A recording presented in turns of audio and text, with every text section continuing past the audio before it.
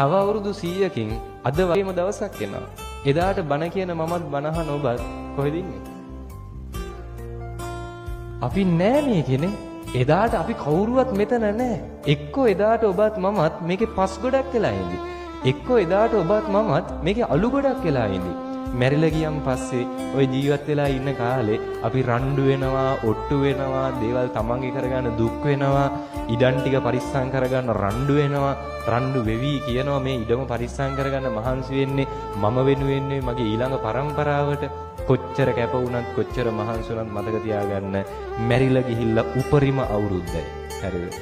අවුරුදු 100කින් කිසිම කතාවක් ඔබ ගැන මම ගැන නැති වෙයි මේකේ. ඔබ මැරිච්ච දවසට මේ මිනිස්සු ළඟම ඉන්න පිරිස දවසේ වැළපෙයි. හැබැයි දෙවෙනි දවසේ අඬනවද පළවෙනි දවසේ තරම්? නෑ. තුන්වෙනි දවසේ දෙවෙනි දවසේ තරම් අඬන්නේ නෑ. 7 දවස් එනකන් අඬ වැළපි ඉඳි. හැබැයි ඊට පස්සේ 7 දවසේ පින්කම කරන් පස්සේ ඉඳලා හිටලා අඬයි වැළපෙයි. නේ හැබැයි ඒ හැටි එකක් නෑ. 3 මාසේ යනකන් සමහර විට අඬ ඉඳි කොච්චරම ළඟ බැඳීමක් තිබුණා. වැළපි ඉඳි 3 මාසේ දානෙත් දෙයි. ඊට පස්සේ විටින් විට මතක් වුණොත් අඬයි වැළපේ. අවුරුද්දේ දානේ දුන්නම් පස්සේ අවුරුද්දේ පින්කම කරන් පස්සේ අවුරුද්දක් යද්දී ඔබ ගැන මම ගැන මේකේ කතා කරන්න කෙනෙක් නැති වෙයි. එදාට අවුරුද්දේ පින්කම කරાવી සමහර විට. උපරිම උතනින් නවතී.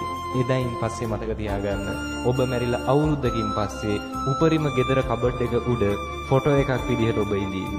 ඒ පින්තූරේට මල් මාලයක් තියේවි. ඒ මල් මාලේ පර වෙලා යන දවස වෙනකන් තියේවි. ඔය පින්තූරේට වදින දූවිලි ටිකක් පිහදාන්න කෙනෙක් නැහැ. මේ ජීවිත කාලේ මිනිස් වෙනුවෙන් රණ්ඩු වෙච්ච ඔබට, ජීවිත කාලේ තමන්ගේ කරගන්න දේවල් පොඩි බැඳගත් ඔබට ඔබේ පින්තූරේ දූවිලි ටික යවන්න කෙනෙක් නැහැ.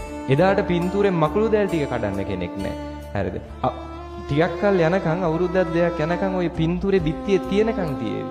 ඒ පින්තූරේ කුඩු වෙච්ච දවසට ඕක ගෙදරින් අයින් කරනවා. ඒ පින්තූරේ කුඩු වෙච්ච දවසට ආයි පින්තූරයක් ගෙනෙයිද? නෑ. එතනින් ඉවරයි. ඔබ ගැන මම ගැන මේකේ කතා කරන්න කෙනෙක් නෑ.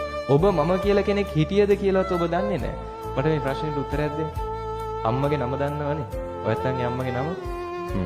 ඒ අම්මගේ නම දන්නවා. ඒ කියන්නේ ආච්චි. ආච්චිගේ නම දන්නවද? තමන්ගේ ආච්චිගේ නම දන්නවද?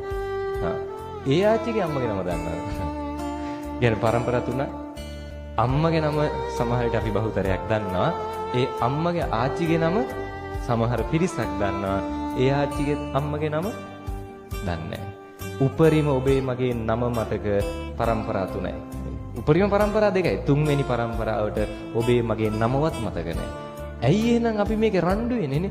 ඇයි අපි මේකේ ඔට්ටු වෙන්නේ? මොනව පරිස්සම් කරගන්නද? දැන් මැරිලා ගියොත් අපිට මේව දාලා යන්න වෙනවා. පැහැදිලිද? මේ කියන ටික තේරුම් අරගන්න. ජීවත් වෙන කාලේ මරණය අත ළඟයි කියලා හිතාගෙන ජීවත් වෙන්න. පැහැදිලිද කියන කාරණා ටිකනේ. අදක මේක තේරුම් අරන් ජීවත් වෙන්න මොනවටද ඔට්ටු වෙන්නේ? මොනව පරිස්සම් කරගන්නේ කියලාද? මෙතනින් දාලා යනවා. මැරිච්ච දවසෙන් පස්සේ සංසාරයෙන් අපි අයින් වෙලා නැහැ. නේ? ආයි සතර පාගත වෙන්න පුළුවන්. ආයි මනුස්ස ලෝකෙක උපදින්න පුළුවන්. එදාට මේ මුකුත් නැහැ. මේ පරිස්සම් කරගන්න රණ්ඩු වෙච්ච මුකුත් නැහැ එදාට.